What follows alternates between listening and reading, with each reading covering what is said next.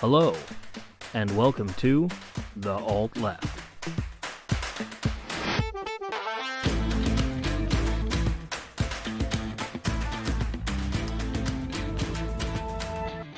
Welcome back, everybody, to The Alt Left, episode 4. Hope everyone's doing well. Thank you again for coming back. So once again, I am your host, Chris, and I am here with two of the strangest and nicest guys you'll ever meet, Matty Cakes. Hey everyone, welcome back. And again, joining us as always is the good Reverend Dr. K. Good evening, everyone. And we're all glad you're here with us. If you're new to the podcast, thank you for being here. Please go ahead and check us out on everything. We've got a couple before this we'd love you to listen to and to comment, like, and share, of course. This week, we decided to take a break from doing a lot of the heavy topics. We didn't want to do anything controversial or anything that would upset anyone. So we've decided to do something really light and fluffy this week and talk about religion. No, we wouldn't want to upset anyone. No, us never. So yeah, it's important, I think, especially in American politics. We are, like it or not, a religiously driven society in the United States politically. This is a melting pot with a lot of religions, but it's pretty centered on one in DC. And it's an important thing to talk about. It's an important thing to know about. And it's an important thing to figure out, again, how we got here and where we're going. Religion can influence politics in ways you do or do not want. But either way, you need to be informed because remember, those who can make you believe absurdities can make you commit atrocities. Amen, brother. Let's talk about Puritans. And what's funny is actually they didn't choose that name for themselves. That was actually a mocking slur. Yeah. People would call them Puritans because they were so against the Catholic Church and they wanted to purify it. And then they took that name on, almost kind of ominously, like, we'll purify you next. And then they came to the United States and purified a whole bunch of natives. People so uptight, the British kicked them out. Pretty much. I mean, here's the thing. The Puritans were so uptight they hated the Quakers. How do you hate Quakers? Be a Puritan. Yeah, I don't know. That's how you do it. No. Be a Puritan. That church that actually follows the Carpenter's teachings, they're nice to everyone and hang out and have civil discussions and quiet times together and ponder existence. Yeah, we got to go murder them. There's an entire term, puritanical. Yeah. And when you think of puritanical, you think of an asshole with a wig yelling at you for looking at a rock too sexily. And when you think of Quaker, you think of nice, nonviolent people who enjoy a good bowl of oatmeal. Yep. I think of old ladies like making pie. I don't know why. I mean, hey man, I'm not going to kink shame you, whatever you're into. Yeah. But I think it's safe to say that thing right there where the Quakers or the Puritans come in and they're like, no Jews, no Catholics, kill the natives, kill the Quakers. It's like, maybe I'm going to side with the Quakers on that battle. Yeah. Good call. But I mean, that didn't last long. Obviously the Puritans transformed into the Presbyterians, I believe, and totally had a 180, and they're actually, a quite woke church. But Protestantism is what really won the day in the U.S. pretty quickly. The modern Episcopal Church is part of the Anglican communion. It's the Church of England. So the United States ended up going right back to their roots on that one. And the real question is, at what point does that diverge from that separation of church and state with the founding of the country, especially being that we didn't start off as a country. We started off as 13 countries. Yeah. Actually, less than that. Several joined the fold. I mean, Florida was not one of the British colonies. Florida was Spanish. And Louisiana was French. Yep. And Mexico owned most of the West, or had most of the West. I shouldn't say owned. They controlled most of the West. For quite a long time, actually. Mexico didn't lose their, what we would consider continental U.S. territories until after the Mexican Revolution. Yeah. That's actually pretty recent in terms of everything. That was Mexico for a very long time, which is why we live in Los Angeles, not Angel City. I think this really comes down to clearly the idea of religious liberty was important to the founding fathers. And I believe there's kind of the evangelical route and the non, and I believe that definitely the hardcore religious crowd, like the really conservative religious crowd, tends to be like, well, yeah, they didn't want to be persecuted for liking Jesus, and that wasn't. No one was getting persecuted, well, except the Quakers. No one was getting persecuted for liking Jesus. Well, you also have to remember too that until very recently, and pretty much until the 1950s, the group that Christians used to argue with the most was other Christians. Like they coalesced around the 1950s under the threat of communism, but these groups didn't used to be united. They formed coalitions at the turn of the century. And since day one, I don't know when the last time when you guys was in an apostolic church, but does anybody recall reciting the Nicene Creed? Yeah. It's the whole church stands up and recites it, and everyone says, "We Yeah. believe in the Father and the Holy The Holy Spirit, and we Spirit. believe in the resurrection, and we believe in the Yeah. virgin birth." It's basically a litany of, "Here's the shit we agree on." Yeah. No, Um, I grew up Methodist. the Methodists actually do the Nicene Creed as well. No, Yeah. they don't. Not in the church that I grew up in. I'll have to It's look that up it's because entirely possible. There's something like I believe like a couple thousand different versions of Christianity, if I last time I checked. I think they adhere to the Nicene Creed. The church you've gone on might not have recited it, because that's of course going to be up to the rector of the church. Yeah, they adhere to it, but we didn't. We never recited it. Well, your particular building didn't recite it, but the Methodist Church is part of the Nicene Creed. Which is kind of the point. A lot of the Christian religions agree on certain foundational stuff. They differ on a lot of nuance and things like that. And And that's intentional, and it's intentional for a very hauntingly familiar reason. So Christianity starts as this groovy dude who was trying to get people to not murder people for bacon and having sex, right? Had a really good message. And then you have all these Gnostic faiths that spring up and start having wildly different opinions. I mean, the early Gnostic faiths pre-Roman Catholicism were really all over the place. I mean, there were faiths that did not believe in Mary. There were faiths that worshipped Lilith. There were faiths that worshipped Eve. Yeah, I mean, hell, even the Roman Catholic Church had a crazy stance that still is controversial to non-Catholics to this day, where Mary, that's why you pray to Mary full of grace. You do Hail Marys because Mary is actually a co-redemptrix of sin, which means she is actually on equal footing with Jesus on yep, forgiving sin, which most Christian faiths have a big problem with that, which makes sense. I mean, can you imagine like walking to a Jewish temple and they're like, well, Moses was good, but the other Moses was just as good. Like, no, it doesn't work that way. There are people, there's Isaac and Abraham, there's Moses, there's Jesus, there's Muhammad. There are people who faiths are based around. Their stories matter, their parables matter, and what was built after them matters.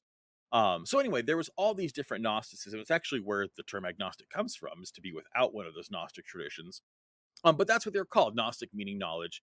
And yeah, then, but they're all underground, right? It's a struggling faith. The Romans have been persecuting them forever. The Jews want nothing to do with them. So now you got all these Christians who are literally just hiding in basements trying to eat bread and not get fed to lions. And then it keeps growing, though. This Christian faith, it will not be stamped down until Constantine is trying to be emperor. There's one of the 74,000 Roman civil wars going on. And he, again, much like Hillary Clinton deciding to suddenly be okay with gay people again, looks up to the sky and goes, "Oh, I see a golden cross over the sun. By this sign I shall conquer." And I had a vision. And then all of a sudden you have these Christian bishops who are incredibly popular among the people now are like, hey, Constantine's the good thing. So then he wins the war. And so now this guy that befriended the growing underclass has a following, and he never refuted the Roman gods either. It was always a sun with a cross, meaning he was still going with that solar belief. And that worked out great for a little bit. But then, of course, remember, we have these fractured Christian factions. And so he was like, this is no good. I can't pull a Joe Biden and be king of all these people I've decided I am if I don't get them together. And so he actually gathered the leading traditions at Nicene, or Nicaea, I believe is actually how it's pronounced then, and listened to them and kind of pretended to care what they thought, and then wrote the Nicene Creed and yep. said, this is what we're going to believe in, and kind of took everyone's beliefs into a bit of consideration and formulated what we would consider now to be the modern Christian faith. And by doing that, he galvanized everyone. And so that's kind of where we're at, like what you were saying, Matt, where everyone was all over the place. And then all of a sudden the Red Scare comes along, the Cold War happens. And then what happens? They galvanize, right? Yep. And that's kind of, and we're getting a little bit ahead of what we were going to start here, but yeah, when the Southern strategy was being implemented, that's a big draw that they had. It actually happened after that. I think it happened more in the 70s. They'd already pretty much the switch from the left and right that we've already talked about happened. Republicans are now firmly right wing. But they also had a lot of infighting, and the things that they found that they could galvanize their base with are issues like women's rights, abortion rights, things like Well, that. Things in that God We Trust came out in the 50s. yeah. That was absolutely from Cold War. So yeah, I mean, it's all connected. But specifically what I'm talking about is all these faiths stopped fighting with each other and started fighting the left, because all of a sudden the left wanted to see women as equals and abortion should be legalized, and all these other things that they were all firmly against, regardless of what they disagreed with within the Bible or the scriptures. They all didn't like this stuff, so they found something they could all hate together, and thus they became closer and bonded. And it's been that way pretty much ever since. That's why you have the Christian right, and in fact, it's getting worse. Like the Christian right, I think in a lot of ways has the bulk of the control of the Republican Party. The Tea Party, I think, is coming in. They're not necessarily Christian, but there's a lot of them. There's a lot of thumpers on the Tea Party side. The Tea Party's toast, though. I mean, in all honesty, Trump killed them. The Republican Party was starting to go for this this fracturing, and the Tea Party was starting to win the day, and then the Trump cult has really taken them over. And I mean, say what you want about George W. Bush. He was the one who brought the evangelicals into politics and into the right, because he knew they were this big voting base of conservatives. Yeah.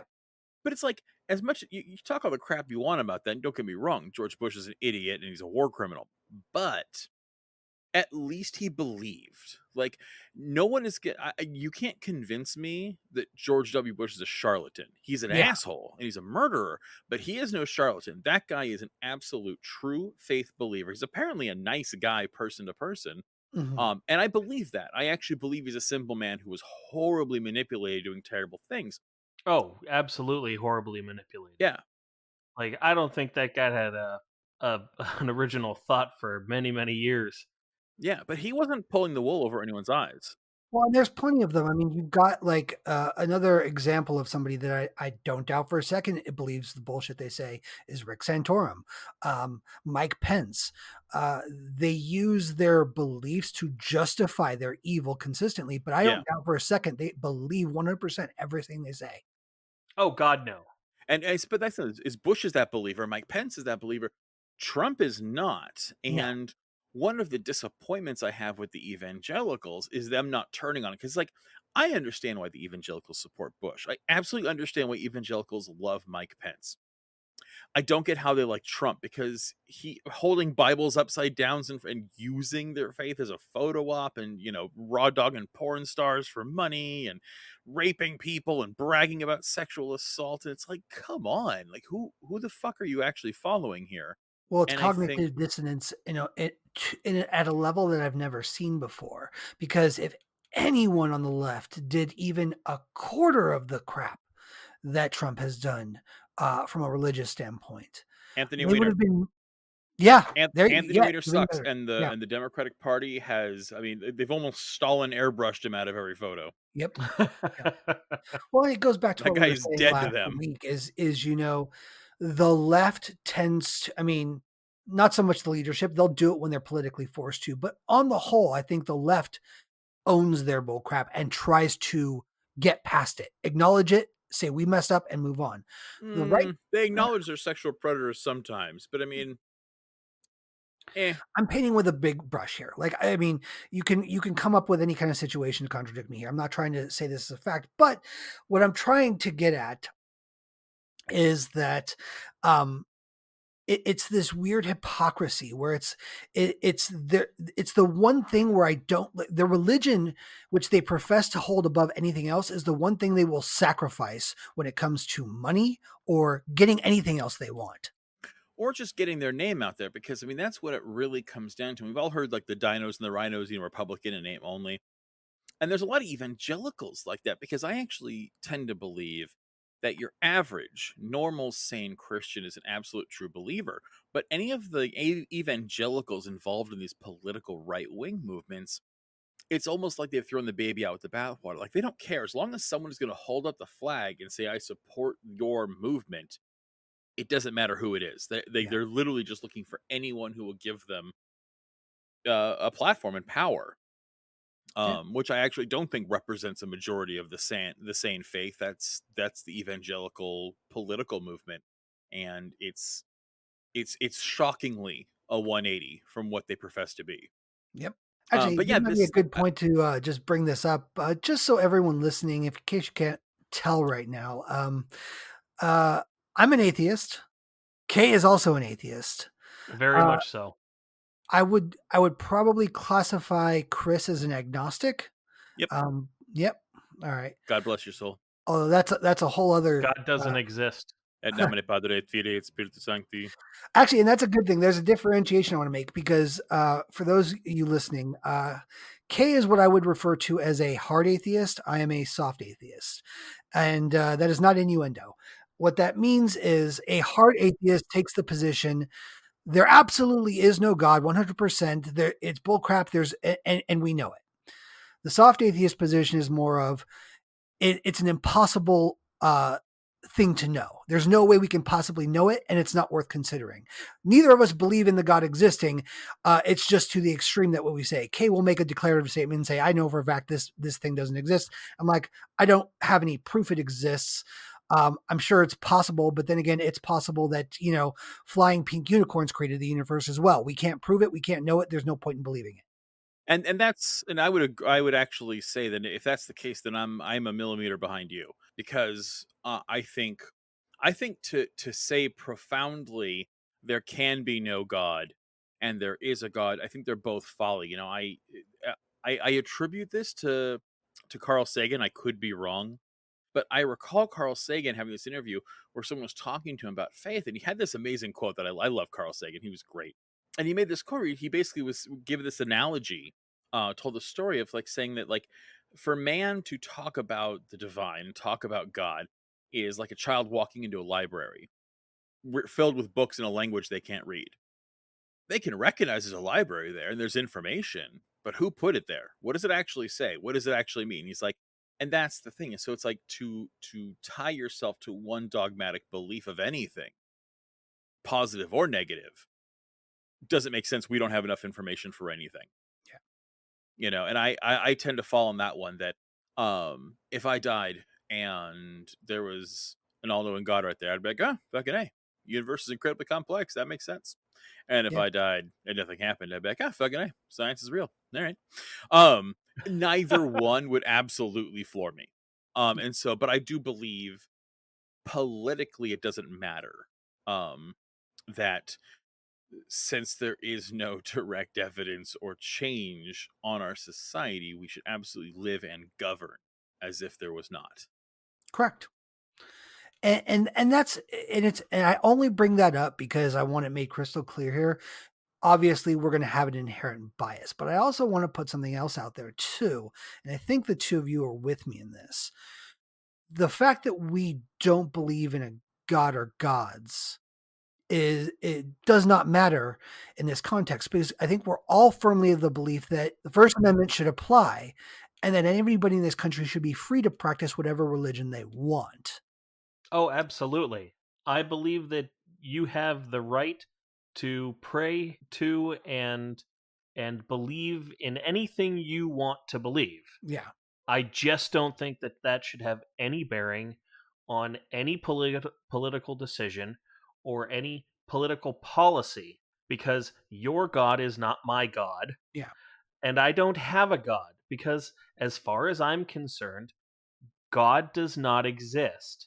And so your religion doesn't matter to the larger population.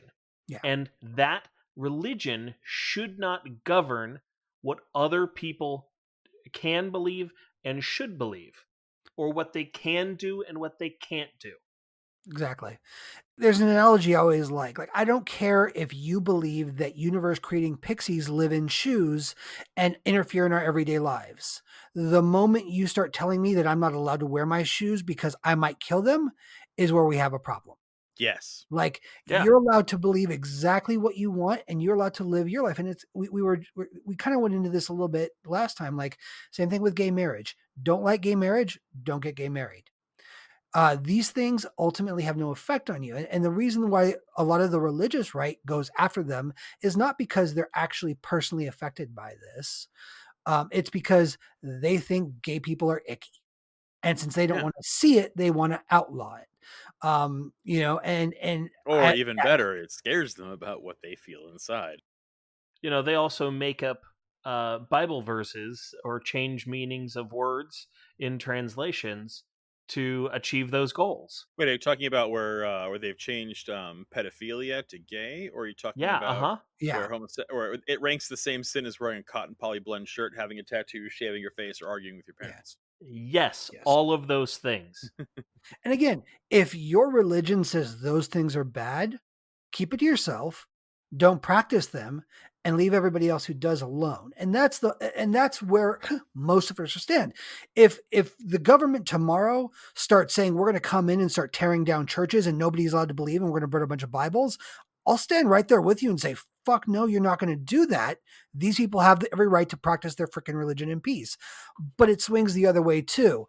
If a bunch of churches are going to start coming in and start telling our schools, Texas, that they have to teach creationism, I'm going to have a problem with that and I'm going to fight you on it. Okay. Government needs to be secular.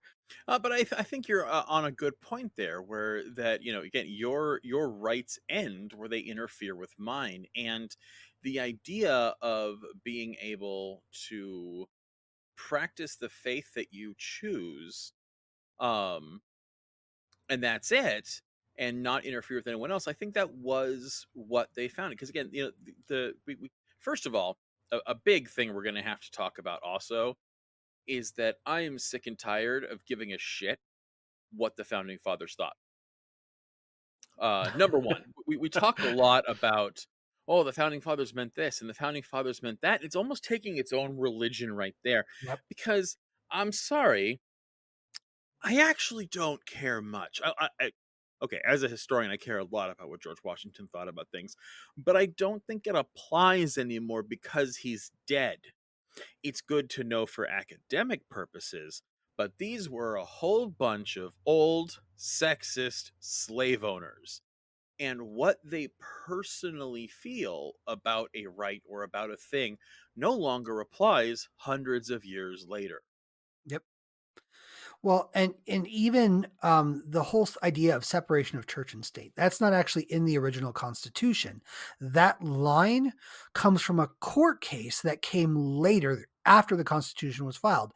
In the ruling, it said, we recognize that there needs to be a separation of church and state in accordance with the First Amendment. And that's really what the intention of the First Amendment was and what the law recognizes as. It means the government can't come in and take your religion away from you, but it's also not going to become a theocracy where we only live by the tenets of a Well, specific religion. yeah, and it's I don't even understand why that's ever up for debate, because it says it very clearly that Congress shall make no law respecting an establishment of religion or prohibiting the free exercise thereof. Period. Yeah. And it's like, yeah, you've got, and then of course obviously it goes into freedom to assemble and freedom of Yeah. speech and all that, because the First Amendment's fantastic. But Yes. it very specifically says there will be no federal law from the legislature establishing any kind of religion. And it doesn't take a legal scholar to say that absolutely applies for the lack of it. Yep. Uh, and it says the practice thereof. And of course, now obviously there is gray even in that, because, you know, what happens when someone's religious practices can interfere with another? What if someone has to sacrifice a goat, and that actually does violate health code violations? Like, oh, so where do you draw a line? It's like, that's what the courts have to decide. Yep. But the courts don't get to decide that because I don't like Barack Obama's name, that makes him a Muslim and he can't be president. Exactly. And that's the difference. Yep. Well, and aren't these same protections the same things that also govern why here in the United States we don't have things like official state language. We generally use English, but we don't have an official language for the No, country. that is actually not. That is not part of the Constitution. No, I know it's not part of the Constitution, but it's along the same lines of thinking of like we are more than just this one thing. Well, and the founding slave owners really wanted immigrants. Another way that the country is very much diverged. Yeah. Is they very much wanted immigrants. This was a country with a low population that needed lots of farmers, needed lots of people, needed taxes. Like America actually needed people. It was a very tiny, tiny nation that had nothing. And so that was actually far more of it, was they did not want to become this Anglophile nation. I mean, that's who they wanted to vote, but that's it. But they did not want to say the language will be English, because they absolutely wanted French and Spanish to show up too. They were really counting on Germans and Dutch populating part of the country as well. Yeah. But yeah, I mean, you make a strong point, is that it comes down to, we're not going to have this government that dictates how people think, feel, and act. Yeah.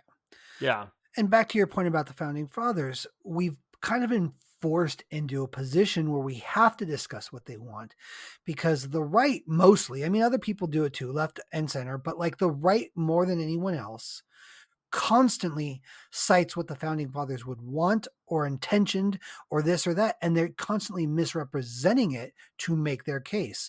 Religion being one of them. This a go-to is the right saying, well, America's a Christian nation. No, it's fucking not. It is a nation with a lot of Christians in it. I'll give them that. Well, and it is for them. It's a Christian nation for them. Not what it's not about what personally it's what this country was set up as. And you have to go in there and start going, and then they start bringing up a bunch of unscientific things. Well, there's this quote here from, Thomas Jefferson, where he's, talking about God. And going back to our history lesson, for those of you here, let's be very clear. Many of our founding fathers had a belief in God. Now, what you have to understand about that is these beliefs vary. There are a handful of them that were deists. Now, for those of you wondering what a deist is, let's just be pretty clear.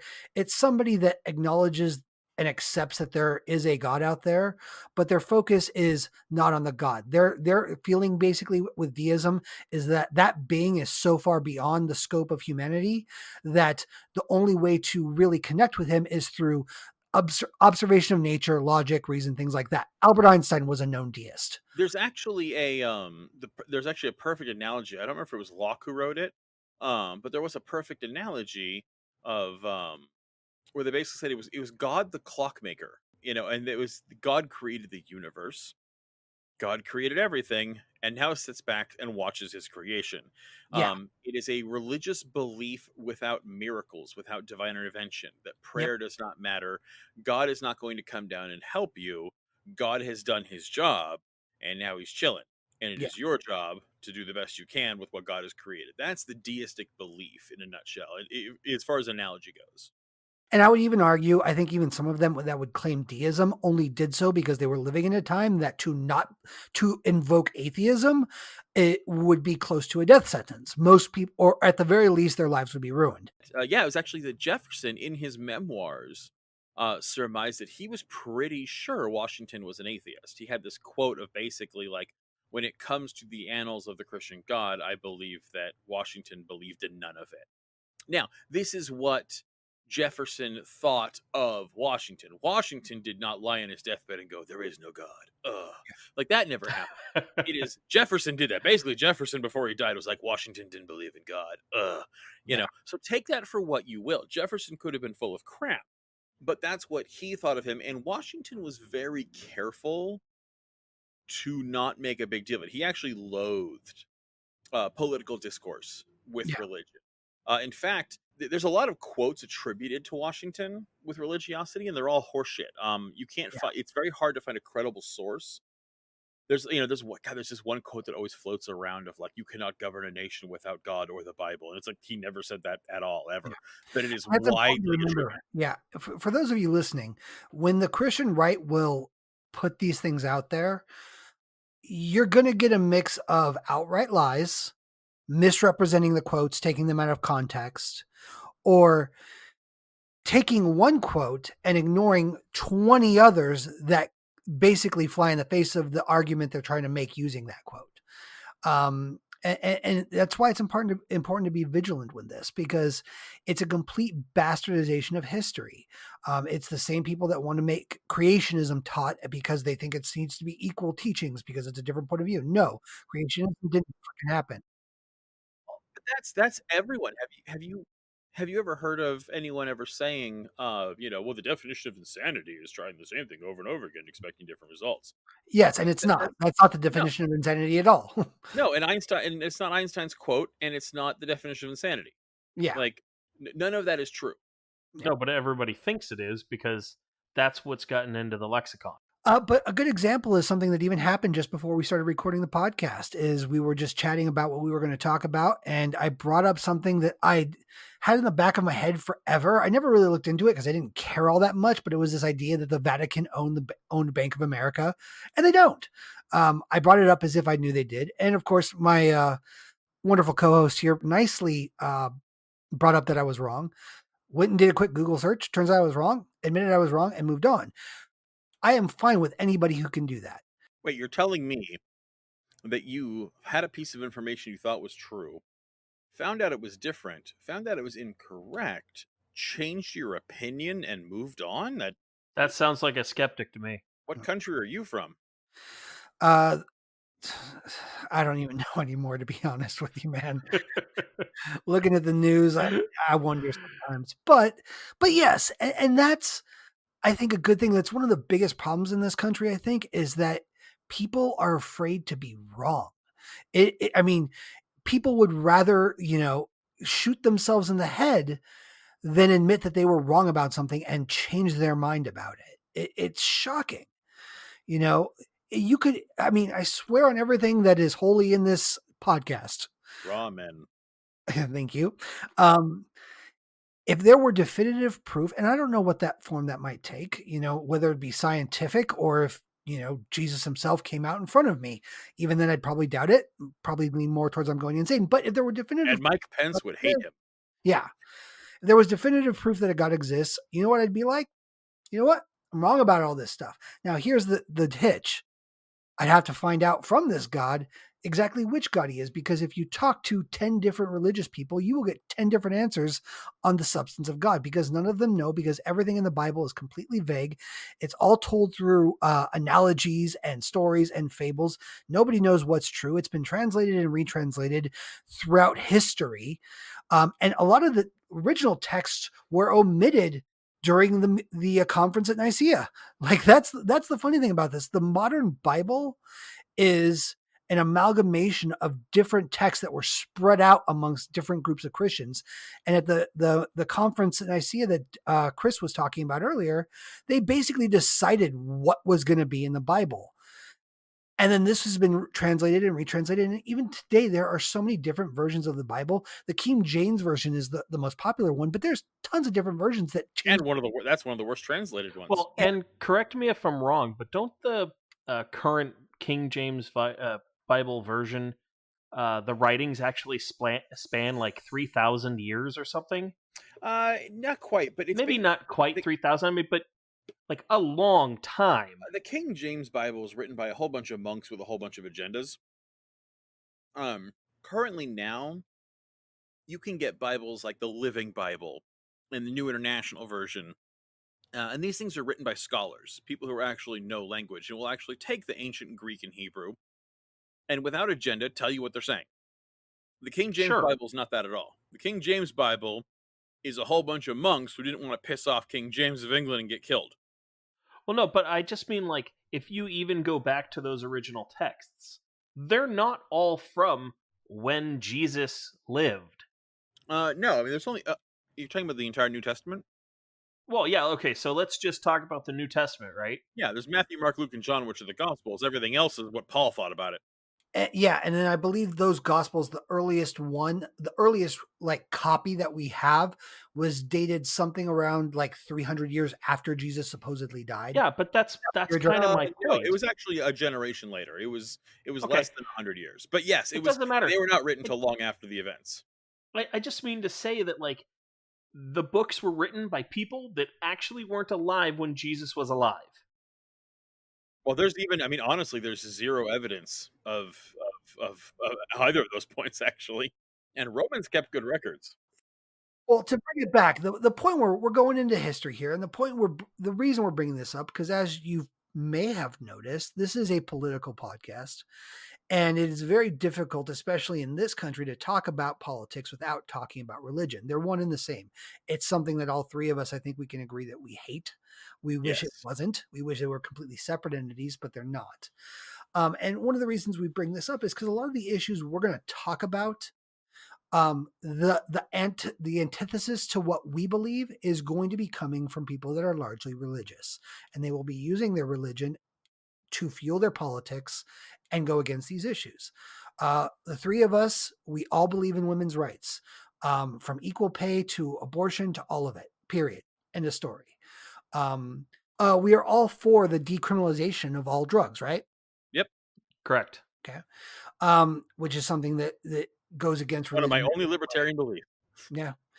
I think we're also for women being allowed for sex work being considered real work and being allowed to be so. Correct? Absolutely. Absolutely. Yep. It's the oldest profession. Yeah. And it's not just because we're a bunch of like horny dudes that want to get high while we kill babies. Because there's good scientifically backed reasons why we should be doing this. And the reasons that come from the right, when you boil them down, come to one thing. Well, my religion says it's bad. And I'm sorry, that may work for your religion. That does not work when you're governing a country. And it's something that we are all, I think, completely 100% opposed to when you try to invoke a religious belief to justify enacting law.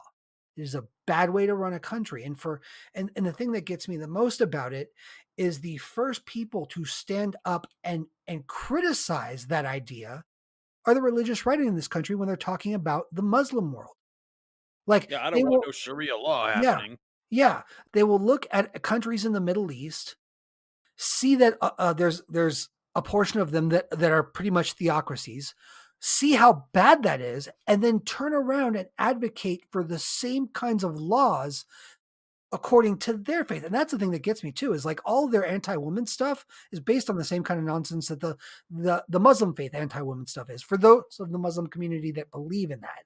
Because Muslims are just as diverse as Christians in that they all believe a wide range of things. There are plenty of Muslims that are for women's rights that don't have any problems with abortion. So I don't want to, paint with broad strokes here and just, come off as one of those like, oh, Muslims are bad guys. It's this weird blind spot for them where they can condemn something and while simultaneously not seeing the same things in themselves or in what they believe. Yeah. And the reason I said all that to say this, that's why we're talking about it here today. And you have heard jokes, I think, up to this point that we've made a little bit about religion and stuff. I think I am the most, would militant be a good word for it, atheist in this group? Outspoken. Okay. Outspoken. Yeah. I mean, if you want to be militant about it, have fun. I don't think I'm militant. I'm not, because I'm not sitting here. Hey, there's things I'm militant about. That's fine to be well, that way. But I've also come around on a lot of things too. Is I've come around to the idea you're not going to browbeat someone into believing what you want to believe. That's what the Christians try to do in this country 24/7. I would absolutely love it if this country was filled with atheists, but I don't believe the way to doing that is by telling everyone that they're stupid. So I've tried to scale that back a little bit, and not be as, argumentative in those regards. But when it comes to enacting law and governing our country, I will absolutely have words with anybody that holds up their Bible and says we should be following what's in there. Because at the end of the day, the Bible is filled with some pretty horrible stuff. I mean, let's just take one facet, okay, of the Bible. The 10 Commandments, all right? Anybody here off the top of your head, do you know what the first 5 commandments are? Nope, hit me with them. Everyone thinks 10 commandments, and the first thing they think, what is it? Thou shalt not kill, right? Thou shalt not steal. Thou shalt honor thy mother and their father.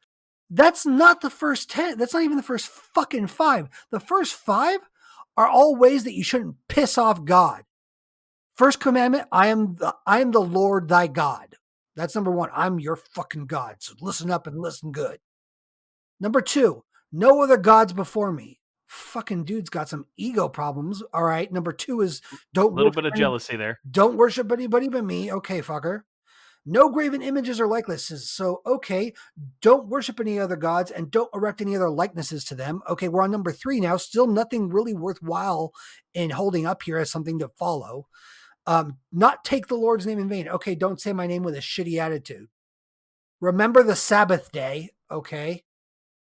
And then number six, honor thy father and thy mother. Okay, there's a good one. So you got to get through 5 shitty ones before you even get to anything good. And this is not to say you can't get good out of religion. And I want to make this clear. There's plenty of religious people that I know that are good people. I'm married to somebody who's a Catholic. She has a Catholic family. They're all amazing, wonderful people. And I will absolutely engage with anybody honestly. I'm honest. I actually think it's kind of interesting when you hear other people's beliefs. I think religion in itself is a fascinating thing. Growing up, one of my favorite topics was learning about the different religions, Roman gods, Greek gods, Persian gods, Indian gods. Like all of that stuff is interesting as hell.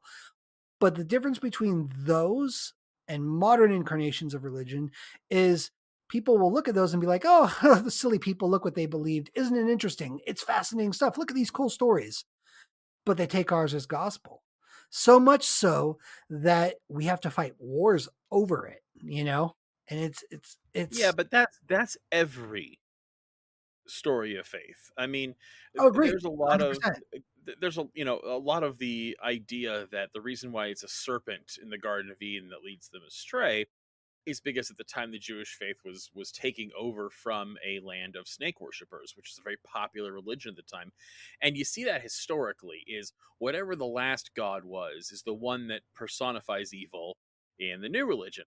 Yeah. And so I don't know. I don't like painting sins on modern day that aren't, not to say that they're not, but not to act like it hasn't been going on literally forever.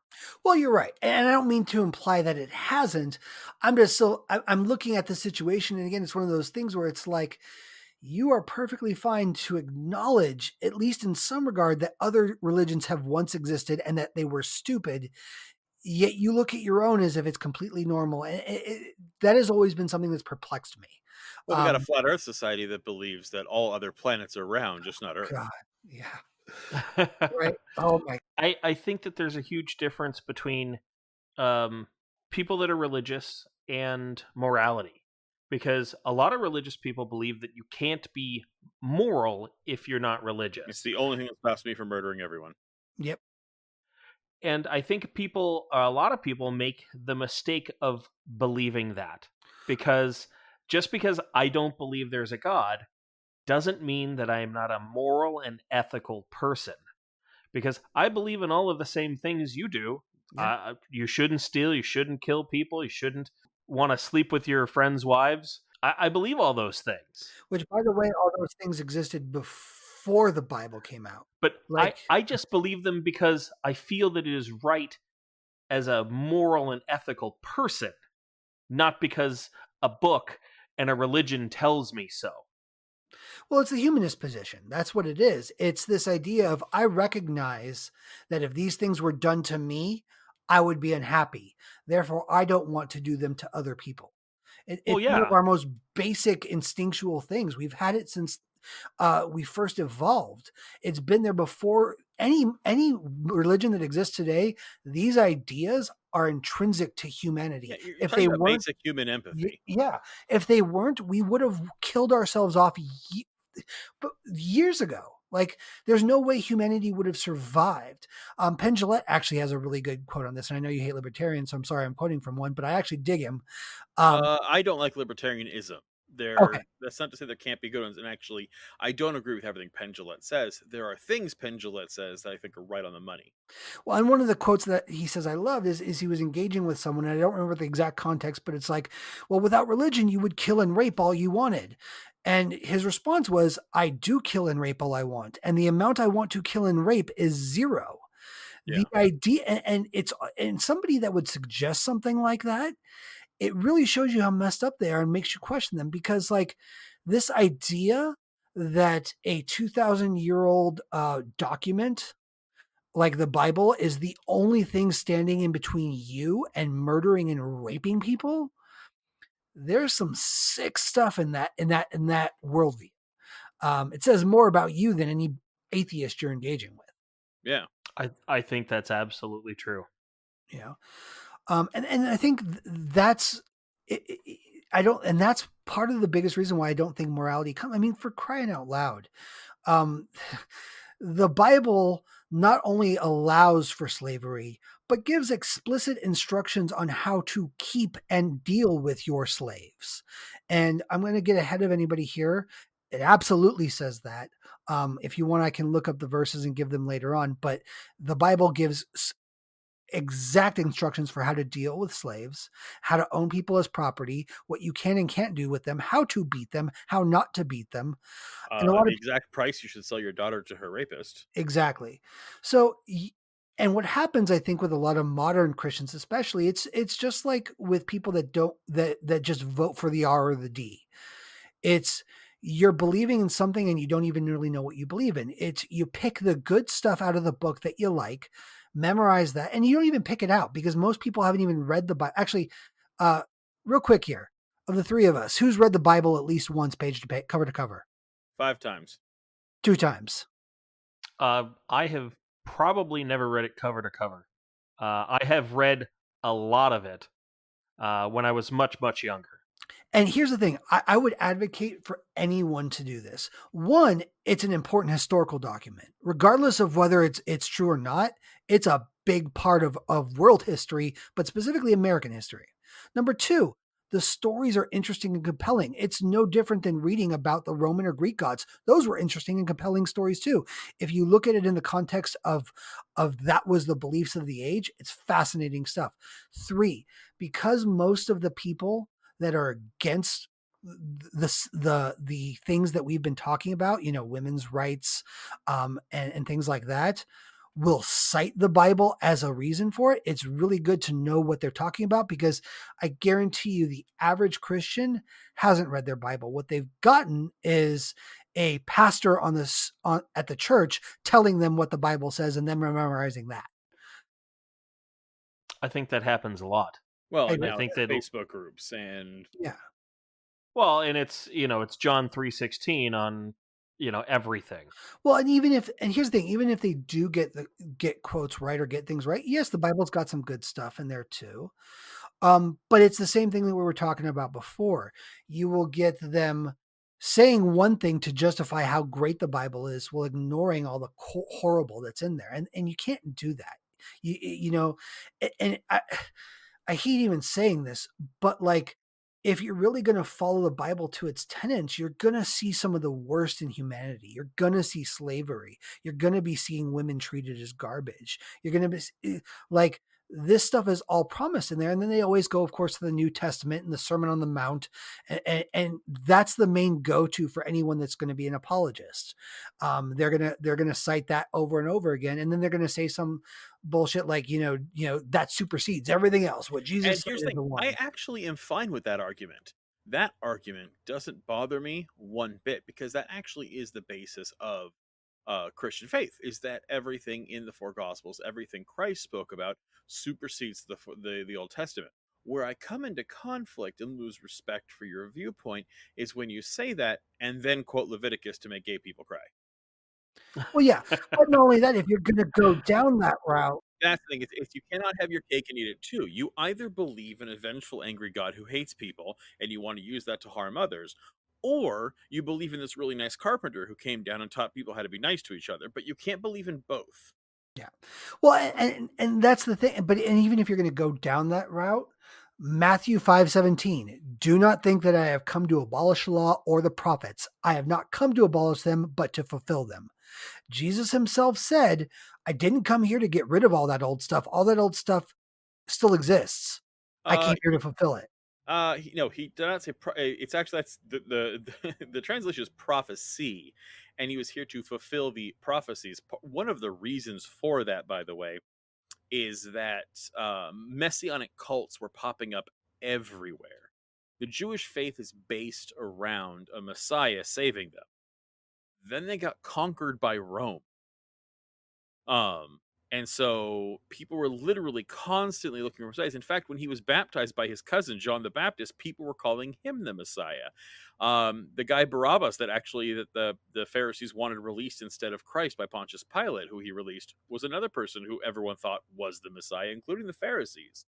Um, it was one of the conflicts that Judas and Christ had in the Bible. Was Judas was like, you're supposed to be coming and cutting off the heads of Roman soldiers, and you're just talking about we should all hug it out. What the hell? What gives, man? If you're the Messiah, you're supposed to be saving us.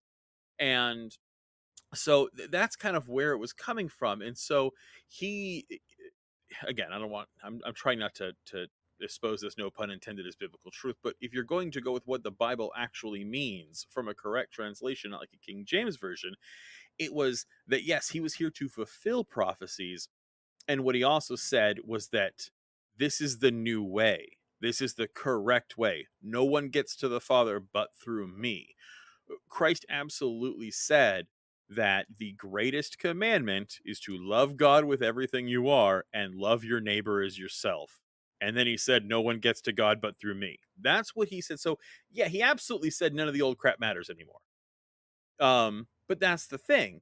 If you're going to believe that, then you have to believe that none of the old crap matters anymore, and you can't then use it as ammo. You either believe in the New Testament or you believe in the Old Testament, but you cannot believe the New Testament supersedes and then use the Old Testament when it becomes convenient for you. Well, you absolutely can when you believe in something that has no Well, basis in fact. It is not hypocritical to. How's Yeah. that? Yes, But again, Pence likes to do that all the time. Yeah, and that's my ultimate point. Is it's this constant idea of cherry picking, trying to have your cake and eat it too. Now, if your faith is important to you, and it's how you get your community, it's how you get family bonding, it lifts your spirit up, it's the reason you do all the good in the world you do, and you're fine to let everybody else live their own life, we're not talking about you. This isn't about you. And I would like to believe that is the whole of this country. I believe that's the majority, I should say, not the whole. Yeah, but we're talking about is it ruling and taking over politics. Exactly. But the reason I specify that is, and this has been this is based on my personal experience, but I think it happens to a lot of people.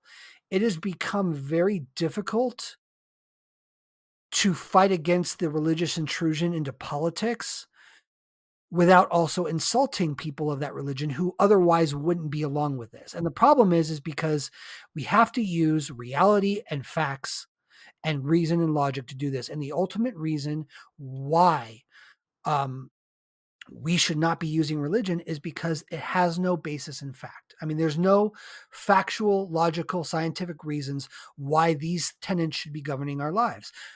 A lot of the stuff that people point to in the Bible is there in the Muslim faith. It's there in the Bhagavad Gita. I think it's the Indian faith. Is that what it's called? I'm sorry, I'm terrible with the Bhagavad Gita, I think is how it's pronounced. Yes, Bhagavad Gita is the best white people American pronunciation we're going to come to. And I apologize for butchering it. But like isn't that I could be wrong here. Isn't that a big part of Hare Krishna? Yes. Yeah. Yes. And it predates the Bible, by the way, by like many, many years. Most Eastern religion does. Well, I mean, but most people that are Christians aren't going to know that. So that's why I'm saying it. Fair. Buddhism, Jainism. We have Zoroastrianism. Sikh. Oh my God, I love Sikhs. Sikhism is those guys religion. Are some hardcore people, man. Yeah. But all of these religions have somewhere in their holy scriptures, in their tenets, the basics: don't kill, treat your neighbors correctly, don't steal, honor your mom and dad. Like a lot of the good stuff that Christians will always point to can be found in any other religion. And I'm not to say that it invalidates in any way. On the contrary, these are tenets that I think are universal, regardless of faith, because it's intrinsic to who we are as humans. And there's a reason why they show up in all of these other religions. Like you said, they're tenets of humanity. They're tenets of who we are as people. They speak to us because they're true. That is not to say that religion is why we have these things. Correct. Well, and that's just it. It's a lot of people will say the only reason that humans are good is because of the glory of God. Okay. Well, that's not true. The religion founded around your Christian God is only like it's been long. It's been about what I think 2,500 years is close to it. I mean, if you're going to go back all the way to the Jewish faith, longer, of course. I don't mean to tear holes in it, but the modern Christian religion is only about 2,000 years old. Oh, define modern. Yeah. I mean, it's been evolving and changing for those entire 2,000 Yeah, I mean, years. So, it's you know, you're talking 1,500 years if you want what we consider kind of to be modern. yeah. And even A then, like, thousand years if it's Western modern. Like, I mean, yeah, are we counting Greek Orthodox? Like, yeah. there's, you know, But again, it goes to the point. Like, if you're gonna say that we need to do this because your God is real, then we have to start asking for proof.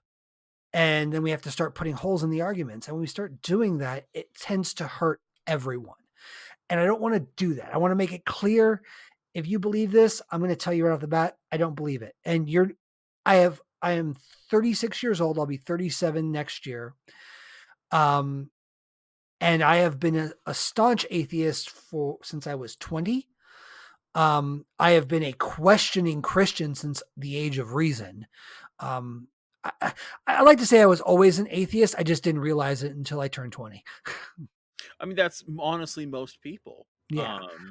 But like Especially in the I've United States. well, and this is something I've always been passionate about because I've seen the damage that I believe religion causes. And it's not to say you can't get, again, you can get good out of religion. But there's a quote that I always liked is bad people are always going to be bad, good people are always going to be good, but religion is unique in that it can get the good person to do bad things. And it ties into the quote we're always saying here, those that can get you to believe absurdities can get you to commit atrocities. Well, and worse, what I think is actually scarier than getting a good person to do bad is convincing a bad person they're doing good. Yeah. Malcolm Reynolds said it best. There's nothing more dangerous than an evil man who thinks he's right with God. Yep. But I would have to again to put a counter argument on this. When I actually, again, I know this seems an odd position to take here. I think it gets a bad rap. I am 100% for screaming into the void about religion and politics, but I think religion gets a lot of hate for the things committed in its name. But I gotta tell you, I don't believe that's true at all. I believe that people would have done the exact same things regardless of their faith or if they even had a faith. I don't believe that religion has increased any of it. For instance, do you really think, what's one of the biggest religious conflicts in the world today? We've got, the Israel issue, right? You got Yeah. Jews and Muslims having a big problem. And the other one is, I would actually say, Christian versus Islam is another big issue today, right? Mm-hmm. Those have nothing to do with religion. They're used by leaders to convince people, but it's not like Muslims and Jews hate each other because of religion. They hate each other because of territory and power struggles. Christians and Muslims from the Western and Eastern world currently are at each other's throats, not because of religion. Our leaders use that to stoke fires and get people to sign up to kill. It's got to do with oil and money. I believe these conflicts would not be changed one bit if you swapped the religions or if you even took them away. I think it's a good excuse. Just like, I mean, I think you could put everything you pin on religion with conflict, you could pin on a flag. I mean, it's possible, but it's like you said too. I absolutely believe the people starting these wars, it's not about religion for them. It's greed, it's power, it's expansion, it's Exactly. territories. However, I also do not think they would have the control they have and the ability to wage the war if not for being able to use the religion to manipulate people into fighting it for them. Here's a question for you, and I think you've got a point there. Um, would you would agree that dogmatic religiosity is on the decline? Not that it's gone, but that it is on the decline in the Western world, right? Oh, absolutely 100%. I mean, we talked Do about you this also agree before. that Americans are incredibly Islamophobic and especially using religion to make that argument? Yes. But those two points are counterintuitive. No. And here's why. I think this is what I'm talking about. I think there's a very specific group of people in this country, and again, it's going to be about 30 to 40%, the right wingers, that have not only um, stayed religious, but gotten more extreme in their religious belief. And there's numbers on this. Pew Research has done this study. It is true that the number of people that identify with no religion, again, I've said this before, the nuns, not Catholic nuns, but people, N-O-N-E, the nuns, the people that identify as having no religious affiliation, is the fastest growing religious group. And these are people that are either atheists, agnostics, deists, people that, it could be even people that for most parts are Christian, but are completely disillusioned with the Christian church because of this horrible bullcrap that's constantly these churches are committing. This group is growing faster than you can possibly imagine. It's one of the biggest voting blocks that'll be out there in the next 20 years, I think. And it exists. And I do believe that religious belief, again, because we've got numbers on this, is on the decline. All right. I also believe that doesn't mean you can just shake off your old religious prejudices. Again, this is not atheist. It's not that like all these people are suddenly being like, well, I'm atheist now, I'm done, all this stuff is over. And it doesn't change years of ingrained thinking that was done by that religion. That's the thing too. It's like if you've been indoctrinated your entire life to thinking about to believing this religion and thinking in terms of this religion, just because you suddenly realize that this is bad and you want to turn away doesn't mean you're going to just turn that thinking off. It's a path. It's about personal growth. So I think it's absolutely possible that you can see religious affiliation dying down and still see a large number of bigotry and hatred towards another faith. Yeah, but we're talking about a single person's individual journey. I'm talking about the correlation of numbers. And again, I don't disagree with a single word you just said. Like for the record, I think you're absolutely correct. Um, but my point is, I think kind of based on what like that Penn Jillette quote, right? Where it's like, well, how can I not rape and murder? It's like I do. I commit all the rape and murder I want, and that number is 0. And that's the thing. I think people are committing all the rape and murder and evilness they want to commit. Sometimes they may use a religious excuse, and that can absolutely be used as a selling point to some people from really manipulative, awful individuals. But again, I'm sorry. I think people commit all the awful acts they want to commit, regardless of any faith. So And I think that faith yeah, is used as an excuse and it's a cover and as a reasoning. And there's got to be part of the human psyche that lets awful people use that. But I'm sorry, I do not see any evidence that the existence or non-existence of religious belief has contributed in any way towards extra problems in humanity. I really don't. well, you can't see any evidence because there is none, simply because it's been a part of our humans as a like significant atheists societies in history. There hasn't been one. Religion has always been present. It's always been a tool that the powerful use to manipulate the gullible. It's always been there.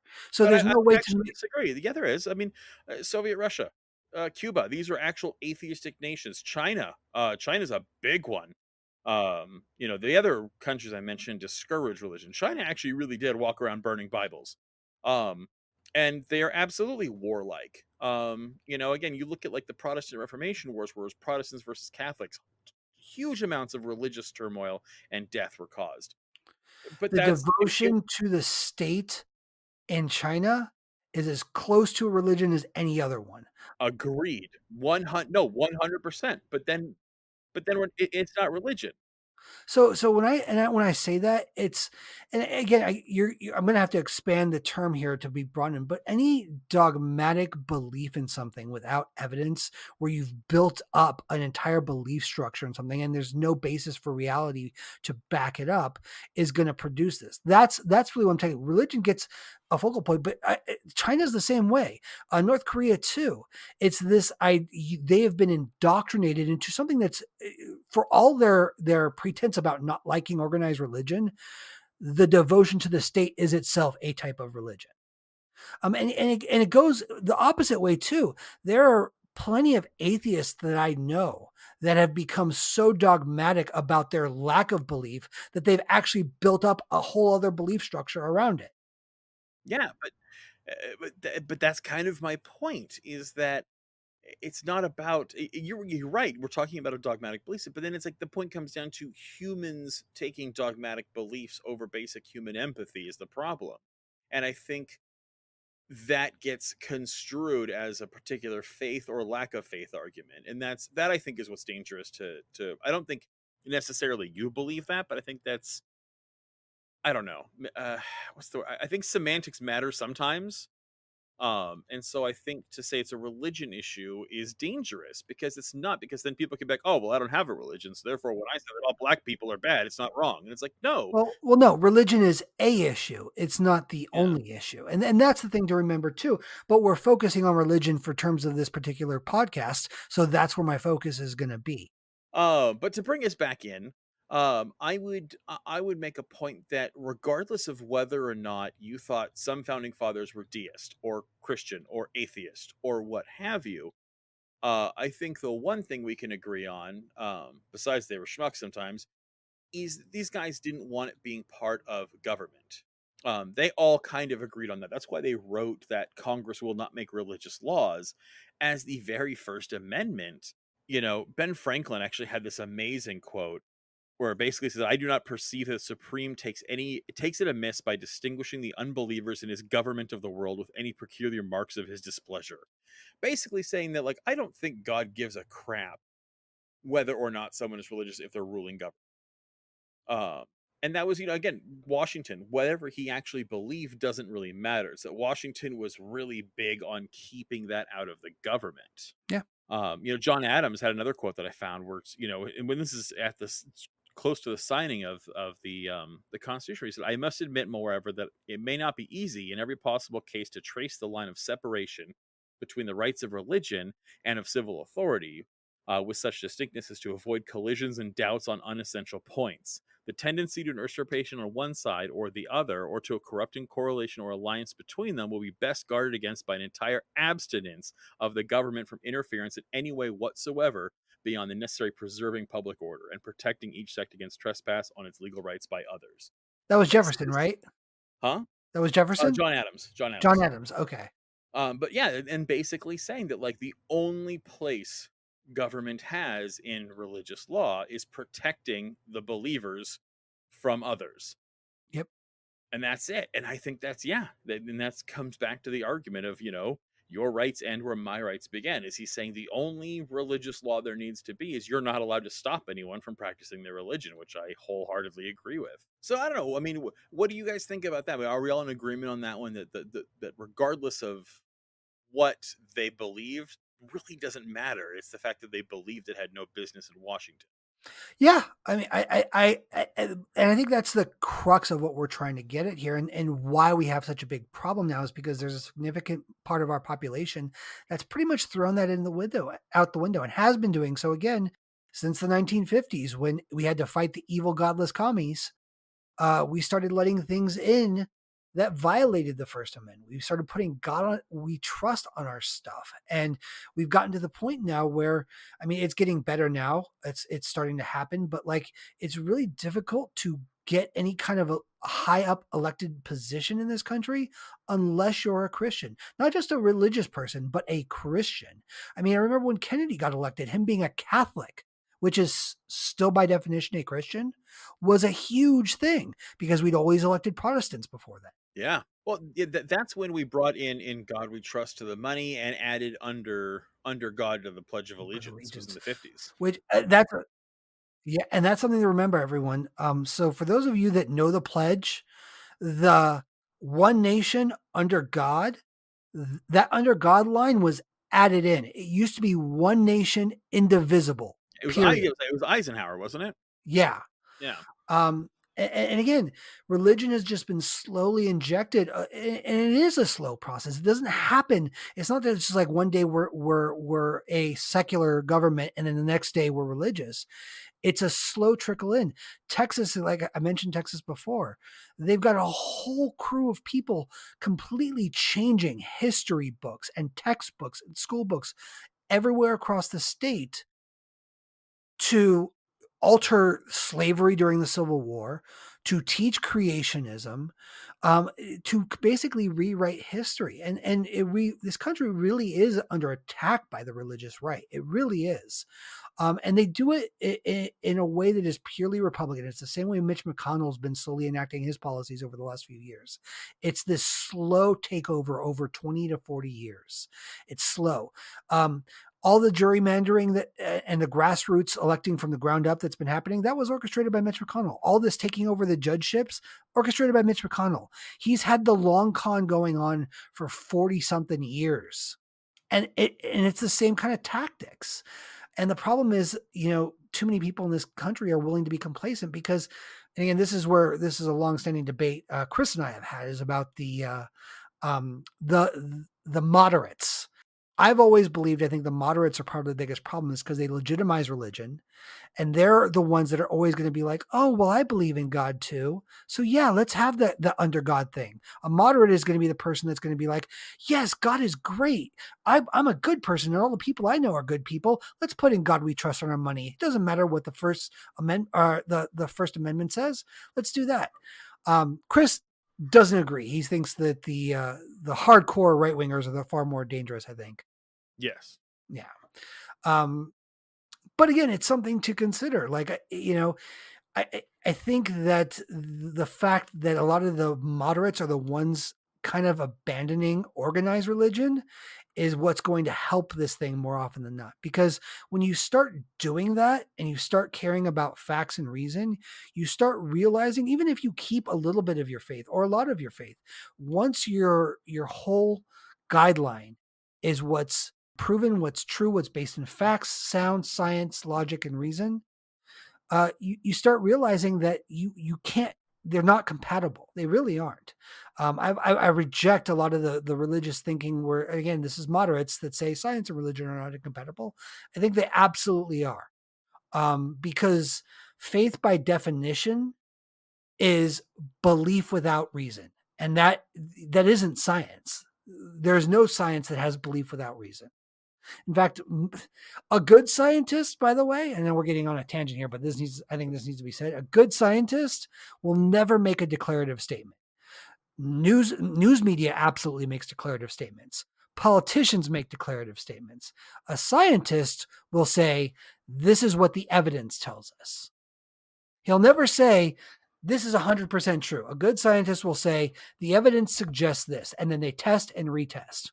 Agreed. I guess I'm not going to expect that, But should you expect that? It would be nice, but I'm not going to. But and when we get down to it, we talk a lot about beliefs and why we don't like beliefs of religion and why we think this and that. But when we're talking specifically about my personal beliefs, I consider myself a secular humanist. I believe, like we were discussing earlier, I don't want to be robbed or raped or murdered or maimed or hurt. So therefore, because I don't want those things, I'm not going to do them to my fellow man. Okay? Simple as that. Okay? I believe that we should use science and scientific reasoning to determine what decisions are made. And I think we should be open to being wrong. That's the biggest thing that I think that's a problem in this country is, like I said, nobody wants to be wrong. And if you're wrong about something, man, especially politically, you are the worst, most evil person in this world. Now, don't get me wrong. I think a lot of politicians are evil, but we should be okay with trying new things. And I think that's a lot of reason why people just don't want to do anything other than what's been done with conservatives and even moderates. They are just so afraid of change on any level. Yeah. And well, change is scary. We don't like it. Yep. The thing is, it comes down to what freedoms, because we accept limitations on freedoms all the time. And it's a very famous argument of, you have the freedom of speech. You don't have the freedom to tell the president how you're going to try to kill him. You don't have the freedom to run into a theater and scream fire. Yeah. You don't have you don't have those freedoms. You don't have the freedom to go blasting porn in a school. Yeah. So we accept that there are limitations on freedoms. The debate always comes down to what limitations are we comfortable with. And I wish that was the argument we could have more often, because that's productive. But when it comes to you're limiting my freedom, it's like, well, we're already limiting everyone's freedoms. Left, right, center, it doesn't matter. Whose freedoms why? And what are the limitations that you want? And that's what it kind of comes down to. But the people who generally seem to want to scream about freedoms simply want the freedoms that they feel are being taken away because they can't. Again, that right to swing and coming to my face Yeah. thing comes down to they want to, their personal beliefs mean they can hit you in the face. And so therefore for you saying, well, I don't want to be hit in the face is an infringement on their freedoms. Yeah. Well, and that's the thing. They want the freedom to infringe on the freedoms of others. That's really what it comes down to. It's, I don't want anyone telling me what I can and can't do, but I want to be able to tell everyone else what they can and can't do. Yeah. And Sure.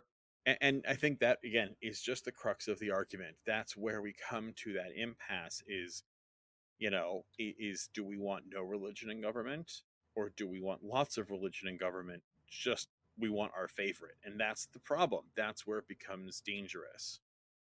Is I do not believe any religious belief should ever be abolished. I also do not believe it should ever be encouraged by the state. I believe as soon as you encourage one faith argument, you discourage another. To say that this one is the right one, well, then what about people who are Jewish, are atheist, are Muslim, are whatever? And it needs to be a personal decision, but now no one can rise to power without making a religious argument. Everyone has, I mean, Barack Obama had to constantly prove how much he went to church. Joe Biden had to go to church. Donald Trump had to tear gas people in Christ's mercy to hold up a Bible upside down. Like anybody who honestly is going to sit here and tell me they believe Trump is a good, honest Christian, like believing Christian, Oh, they're fooling themselves. it's not even that they're Yes. fooling. Like at that point, like I have no reason to talk with you any further because you clearly have disengaged with reality. Like I don't know what to say to a person like that. It's the same as if I was talking to a flat earther. Like there are some arguments that just aren't worth having. Yeah, and they don't exist in reality, like Yep. with the flat Earth. Yep. They have no interest in truth or fact. All they want to do is believe what they believe. It's about putting forth a personal agenda. Yeah. Yeah. So, white guy takeaways, Reverend Dr. K, what do you think?